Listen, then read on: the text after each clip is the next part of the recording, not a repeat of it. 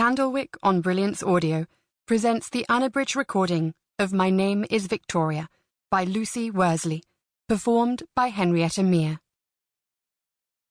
I struggled to reopen the carriage door, for Edward had already clicked it shut before I had had the chance to say farewell properly to my mother.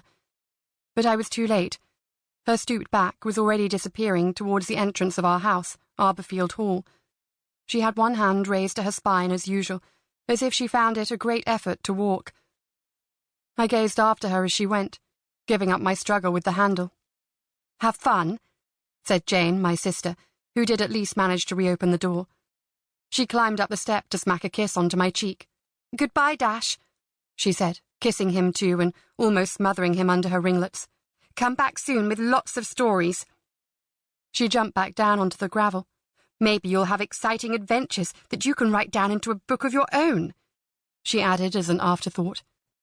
"Goodbye, Jane," I said, although I don't think she heard me. Exciting adventures were the last thing I required. Of course she meant well, but Jane never understood what I might or might not want to do. I thought she had gone, but here she was bouncing up once more upon the carriage's step. "Mother will miss you, you know, Miss V," she said, and then this time she really did disappear, darting back across the gravel to the house. I am called Miss V. Conroy because Jane, as the elder, is Miss Conroy. I am always Miss V so that people will know that I'm not the first Miss Conroy. I was disappointed when my mother told me I would have to carry my V with me, like a limp or an affliction of the speech. I thought I should like to slip through life as Miss Conroy. It sounds more discreet, less noticeable. People always wonder what the V stands for, and they try to find out. I hate that. I hate people knowing about me. I am good at keeping secrets. I like to be neat and discreet. I like to sit quiet as a mouse, escaping notice, escaping criticism. And that's how I felt that morning when my father jumped into the carriage beside me, and with a jerk of the vehicle we moved off to begin the whole day's journey to London. Of course my family might use my Christian name, that would be perfectly correct. But my father says that even when I was only 1 week old, my nursemaids reported that I was already a well-behaved young lady, a miss, not a normal, noisy, messy baby. As our carriage rolled out between the gateposts, it occurred to me that perhaps at our destination for the first time, people would call me Miss V. Conroy seriously, and not as a joke. I decided I must prepare myself for the possibility.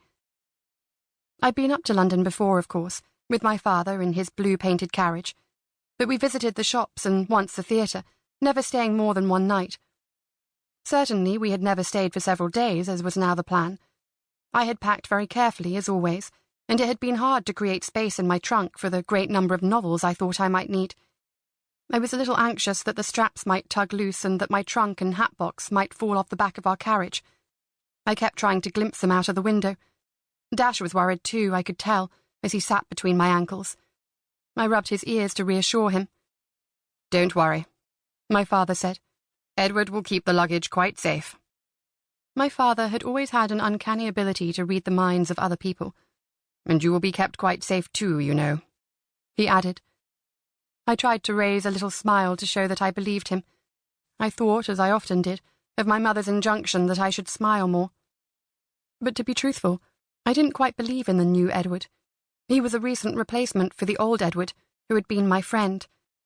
All our footmen abandoned their own names and became Edward when they entered my father's service at Arborfield Hall, but they never seemed to stay all that long. I was glad when the next to last Edward had left, for he had been a lazy tattletale. The new Edward was so new that I couldn't yet tell if we would be friends. I hoped so. The thought made me sigh. I wished I had more friends, lots of friends like my sister, Jane. But in truth, there was only Dash. It was kind of my father to allow Dash to come with us when it would have been more convenient to have left him behind. "Now then, Miss V," my father said, resting his hands on the round brass knob that topped the cane standing between his knees on the carriage floor. He was leaning forward so that his chin almost sat upon his knuckles. As usual, his eyes were twinkling, amused. "I think," he said, "that you and I must have a little confidential conversation before we arrive. I want things to go quite pleasantly, you know."